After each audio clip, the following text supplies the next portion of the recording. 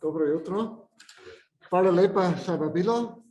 Ja, mein Thema Empowerment zur priesterlichen Wirkkraft der Taufe. Jesu Ermächtigung zum Leben und Handeln aus dem Glauben. Ich beginne mit einem Bild der Kärntner Künstlerin Anne Seifert. Rechts eine Frau sitzend mit einem Krug an einem Brunnen, in der Mitte Jesus. Es ist ein Detail eines Bildes. Es ist die Begegnung Jesu mit der Samariterin am Jakobsbrunnen. Diese Geschichte ist zentral für meine Ausführungen. Ich lade Sie ein, 4 Schritte mit mir zu gehen. Zunächst Ausgangsfragen und Problemstellungen zu beleuchten. Dann zentral diese biblische Ermutigung Jesu. Ein wenig stichwortartig dann im 3. Teil zukunftsfähiges Handeln, beispielhaft aufgezeigt. Und dann Ausblicke, notwendige Schritte und Reformen. An den Anfang stelle ich, und hier schließe ich an Johannes Bock an, der sehr deutlich in seinen Publikationen aufgezeigt hat, gerade jetzt in der Corona-Situation, dass hier aus Rom einerseits klerikalistische Verengung sehr häufig durch Instruktionen geschehen, zum Beispiel diese Instruktion vor einem Jahr im Juni, die auch schon genannt worden ist und die Johannes Bock als ekklesiologischen Rückschritt bezeichnet, die hinter der Ekklesiologie des Zweiten Vatikanums zurückbleibt. Denn das Dienstpriestertum ist nur vom Volk Gottes und von der gemeinsamen Taufe her zu denken. Andererseits ganz aktuell, Papst Franziskus hat für 2 Jahre, beginnend mit Herbst 21, einen synodalen Weg eingeleitet, der in 3 Phasen erfolgen soll: diözesan, kontinental und auch weltkirchlich. Und das Ziel ist, und da schließe ich an Hans Neuhold an, aufeinander zu hören. Kommunikation, aufeinander zu hören und auf den Heiligen Geist zu hören. Ich hoffe, dass das in diesen 2 Jahren auch gut gelingen könnte und wird, in diesem Kommunikationsprozess, diesen synodalen Weg gemeinsam zu gehen. Genannt ist auch schon worden Querida Amazonia, brauche ich auch nicht näher einzugehen. Einerseits sind diese 4 Themen wesentlich und sie sind auch als Träume und Visionen betitelt worden.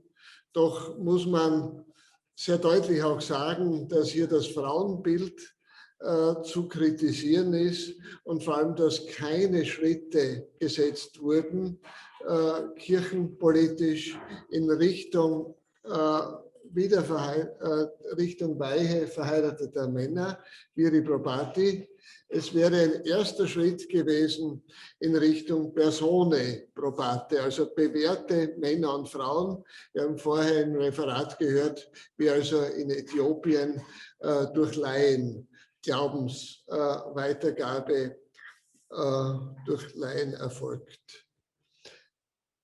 Ja, und meine These ist, wozu die Amazonas-Synode nicht den Mut hat, könnte Corona bewirken, nämlich die religiöse Selbstversorgung in der Hauskirche zu entdecken und Liturgie wirklich als Liturgie des Volkes, wie es auch das Zweite Vatikanische Konzil in Sacrosanctum Concilium sehr deutlich verstanden hat, und nicht als Feier des Priesters mit ein paar Auserwählten, die das Volk vertreten sollen, wie es voriges Jahr zu Ostern geschehen ist.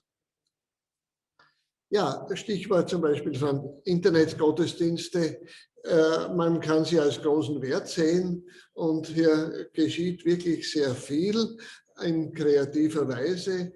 Aber die Problematik ist, wenn also Priester die Einsetzungsworte spricht und nahezu allein kommuniziert, übersehend, dass Communio Gemeinschaft heißt. Und man muss bedenken, dass hier die Gefahr eines Rückfalls in ein altes Kirchenverständnis wieder die Folge ist, demzufolge der Priester stellvertretend für seine Gemeinde Gottesdienst feiern könnte. Entscheidend ist die Ermunterung, in der Familie Kirche zu leben. Ecclesiola, Kirche im Kleinen. Man kann hier die Rollen ansprechen. Kinder haben gern auch Priester gespielt, Kirche gespielt. Und da hat zum Beispiel ein Kind gesagt, ich bin Priester, du bist Mensch. Das heißt Kirchenbesucher. Ja, entscheidend ist die Aussage, zu Hause in der Familie ist Gott schon da. Gott wohnt in unseren konkreten Familien. Wie anstrengend und auch schön es ist, bunt, wild und verrückt, aber in einer Hauskirche Gott zu feiern, das ist das Entscheidende. So viel ein paar Gesichtspunkte einleitend zu den Problemstellungen. Ich möchte diese biblische Ermutigung Jesu in das Zentrum stellen.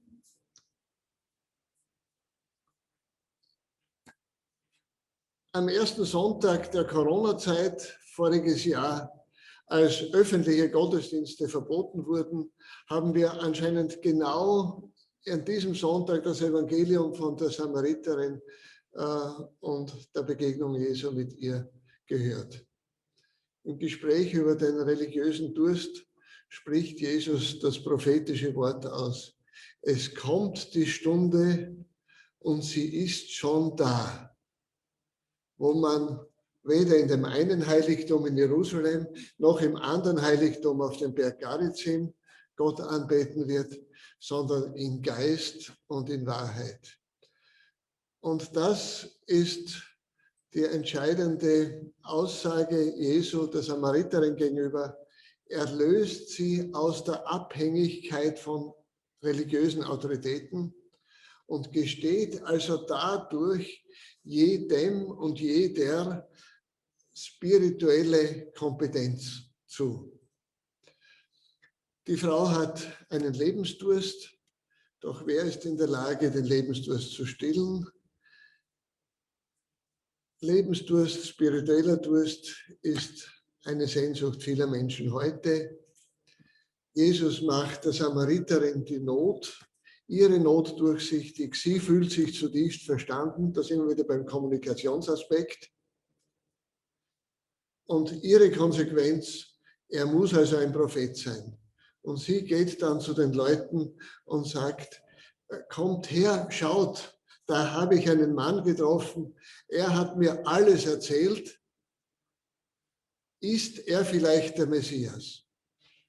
Und da bitten die Samaritaner, ihn bei ihnen zu bleiben. Und sie kommen zur Erkenntnis, er ist wirklich Gottes Sohn. Die Problematik, unsere Väter haben gesagt, sie diskutiert mit ihm. Ja? Sie diskutiert mit ihm. Ihr aber, ihr Juden, sagt, und er löst sie behutsam aus dieser Abhängigkeit von Autoritäten. Das so als entscheidende Erkenntnis aus dieser Geschichte der Begegnung. Ich möchte es damit stehen lassen und ein paar kleine Aspekte des Handelns aufzeigen. Handeln im sehr allgemeinen, segnen und handeln. Ich weiß nicht, in Slowenien ist es, glaube ich, auch üblich, wie bei uns in der Steiermark, dass es noch Weihbrunnen-Kessel bei den Türen gibt, so wie die Juden die Mesusa hatten.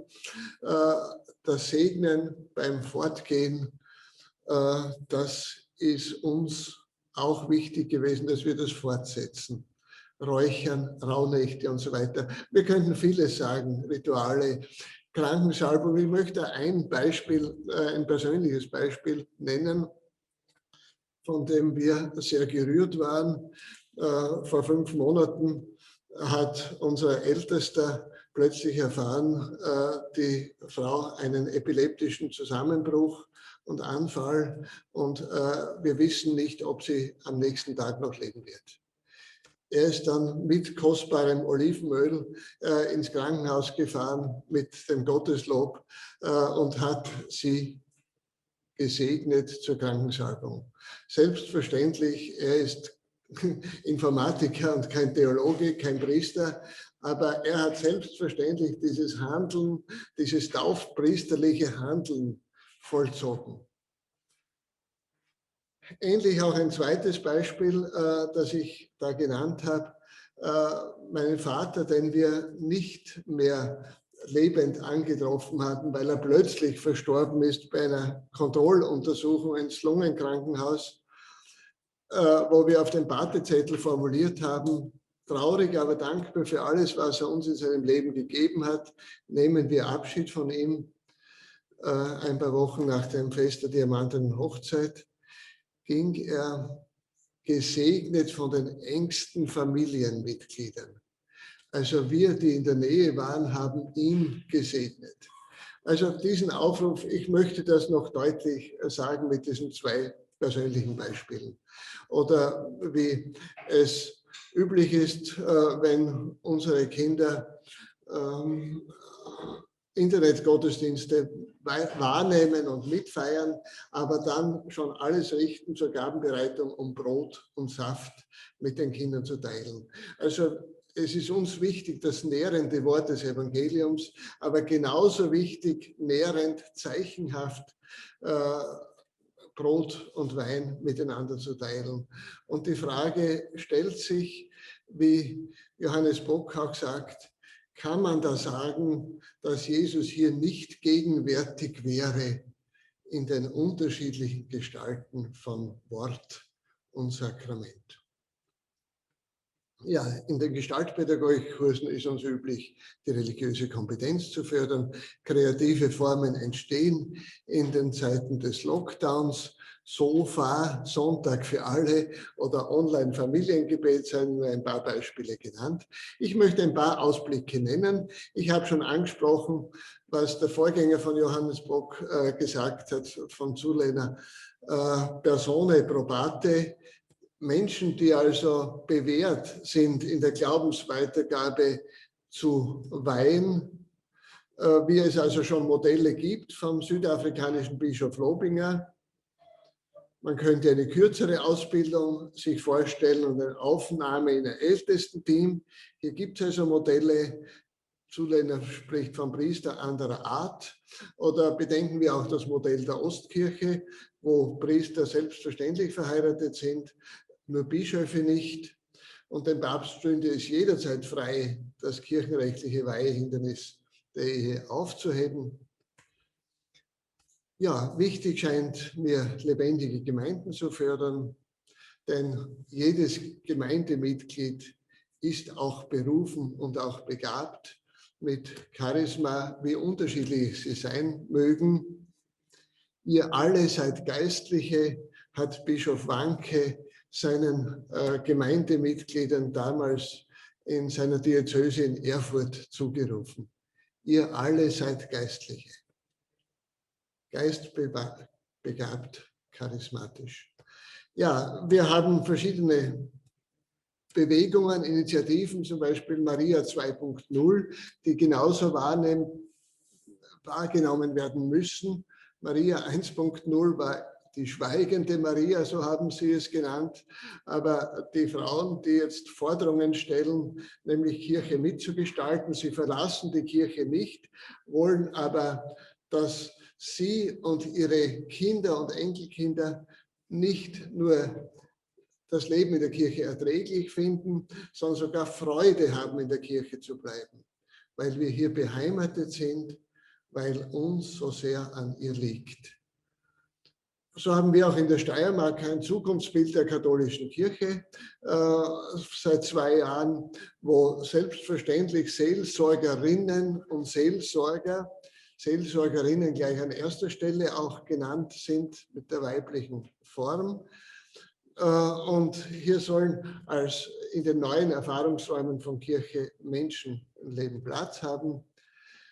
Ja, braucht nicht viel sagen. Laos heißt Volk Gottes und da sind wir alle zusammen, Priester und Laien. Jeder Tag ist ein Gottesdienst und jetzt schließe ich auch schon, es geht um die religiöse Bedeutung des Alltags, nämlich diesen Alltag von Gottes Gegenwart hin durchströmt zu wissen, nämlich Eucharistie ist die eine Sache, aber nämlich entscheidend, wie es gelingen kann, Nächstenliebe, Barmherzigkeit, Gerechtigkeit, Friede, Bewahrung der Schöpfung zu leben. Gott ist vielfach gegenwärtig. Es gilt, ein Stück Himmel auf die Erde zu bringen. Und wo Menschen sich versammeln, und das hat Peter Trummer in seinem neuen Buch, das vor ein paar Wochen herausgekommen ist. Wir haben die Rezension in der neuen Zeitschrift für Gestaltpädagogik. Hier geht er ein auf dieses Miteinander Feiern des Brotbrechens in den wunderbaren Speisungen, die sind da entscheidend für Eucharistiebeispiel. Die feiernde Gemeinschaft erlebt sich selbst durch das geschwisterliche Miteinander über alle Grenzen hinweg in einer neuen Verbundenheit in Freude und Leid, die zu Recht Leib Christi genannt werden darf. Er selbst, nämlich nicht die Kirche, lädt uns ein zum Danksagen, Brotbrechen und miteinander essen über Grenzen hinweg, sodass wir uns wandeln können, die Kirche auch gewandelt wird zu einer neuen Gemeinschaft, zu einem Leib Christi. Danke vielmals für Ihre Aufmerksamkeit. Na nekem srečanju je en moški se potožil, da ima težave z odločanjem. In sem ugotovil, da je gotovo neporočen. Poročeni nimajo teh težav. A ne, Simona? Hvala lepa. Tako sem jaz takoj vskočil na mesto sestre in sem sprejel odločitev. Tako hvala lepa za to priložnost.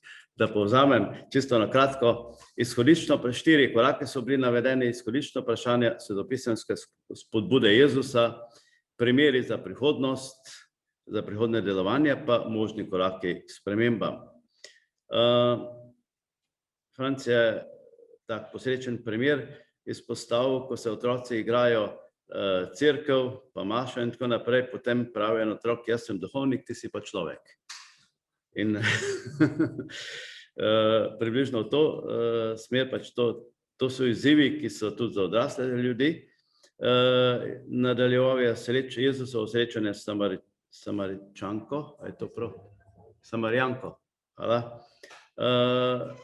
Kjer Jezus najprej razbremeni situacijo od avtoritet, potem se pa začne duhovna komunikacija, ki seveda odžeja. In